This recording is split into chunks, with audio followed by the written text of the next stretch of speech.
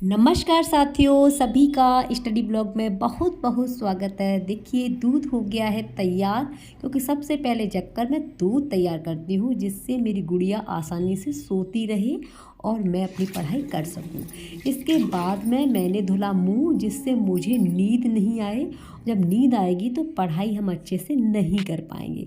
तो मैंने मुँह धुला है और इसके बाद में मैं अपनी पढ़ाई के लिए बैठ गई हूँ, क्योंकि आपको पता है कि शादी के बाद में दिन तो अपने घर के कामों में देना होता है और रात जो है वो अपनी पढ़ाई के लिए, जो हमने टारगेट बनाया है उसके लिए समय निकालना होता है।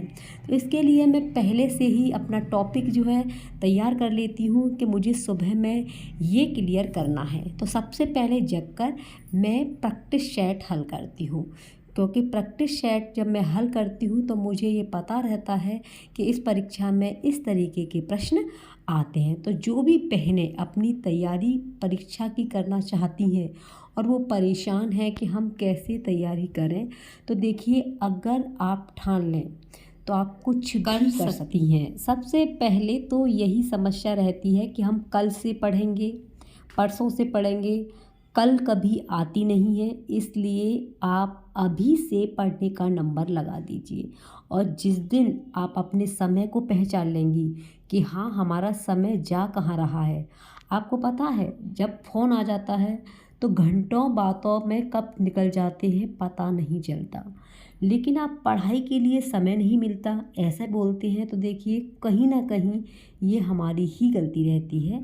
तो इसलिए सबसे पहले समय को पहचानो कि समय हमारा जा कहाँ रहा है। अपने आप को आईने में देखिए कि आईना क्या बोल रहा है।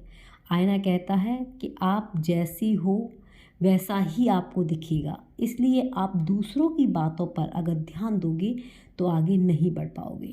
इसलिए सबसे पहले आप अपना फोकस अपनी स्टडी पे कीजिए, चाहे आपकी शादी हो गई हो, चाहे आपकी कोई भी उम्र हो, क्योंकि पढ़ाई का उम्र से कोई लेना देना नहीं होता है। आप कभी भी अपनी पढ़ाई जो है स्टार्ट कर सकती हैं। पढ़ाई के लिए समय आपको खुद निकालना होगा, क्योंकि समय निकालने के लिए कोई और नहीं कहेगा कि तुम पढ़ लीजिए।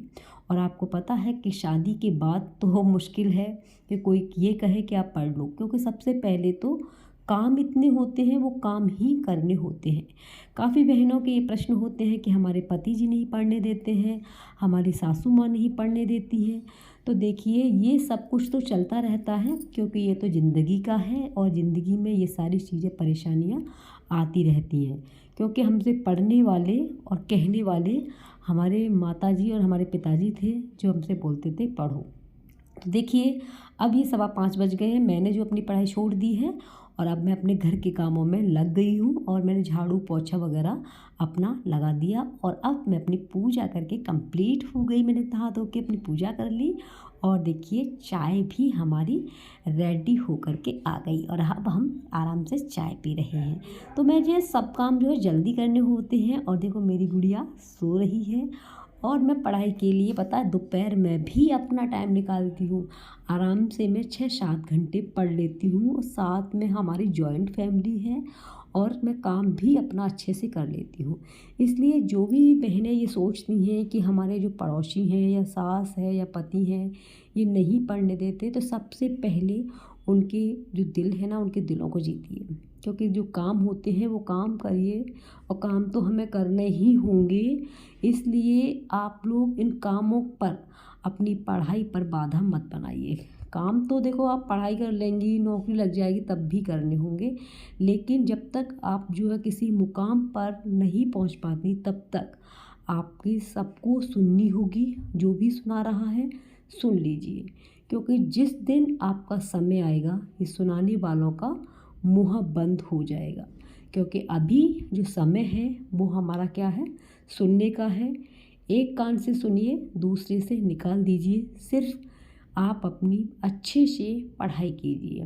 पढ़ाई के लिए आपको अपने जो भी है तैयारी करनी होगी कि आज हमको ये टॉपिक क्लियर करना है। और देखिए, अपना जो समय फ़ोन में लगता है, वो फ़ोन और ये फालतू की बातें, इन सब से हटाकर जिस दिन आप ये ठान लोगी कि मुझे अपनी प्रिपरेशन दोबारा से तैयार करनी है, तैयारी करनी है, जैसे मैंने शादी से पहले सपने सोचे थे, तो वो आप शादी के बाद में भी कर सकती हैं। लेकिन परिस्थितियाँ हैं तो परिस्थितियाँ सभी के सामने हैं। आप ये ना सोचें कि मेरे ही सामने है। जिस घर में आप देख रही हैं कि वहाँ खुशियाँ हैं, तो वहाँ खुशियाँ नहीं, वहाँ तुमसे ज़्यादा वो परेशान हैं। इसलिए आप दूसरों के अंदर मत झाँकिए, सबसे पहले आप खुद को देखिए, खुद को मोटिवेट रखिए, खुद को खुश रखिए, स्वस्थ रखिए, तभी तो आप पढ़ाई कर पाओगी। अगर आप अपने दिमाग में ये फालतू की टेंशन रख लोगे तो कहाँ पढ़ पाएंगी। इसलिए फालतू की जितनी भी टेंशनें हैं, वो पढ़ने नहीं देता है, वो खाने नहीं देती, वो ऐसी है, वो वैसी है, इन सारी चीज़ों को छोड़िए, अपना लक्ष्य बनाइए और उस लक्ष्य पर अपने आप में चलिए। आपको सफलता अवश्य मिलेगी, क्योंकि जो ठान लेते हैं उनको कोई भी नहीं रोकता। आप देखती होंगी मोटिवेशन वीडियो, जब आपको लगता होगा कि आज हम पढ़ने का नंबर लगाएंगे, और फिर जैसे ही वो मोटिवेशन चीज़ें हमारे दिमाग से हटती हैं तो तुरंत ही हम वो से भूल जाते हैं। तो आपको ये नहीं करना है, आपको अपनी तैयारी करनी है, बिल्कुल अच्छे से कीजिए।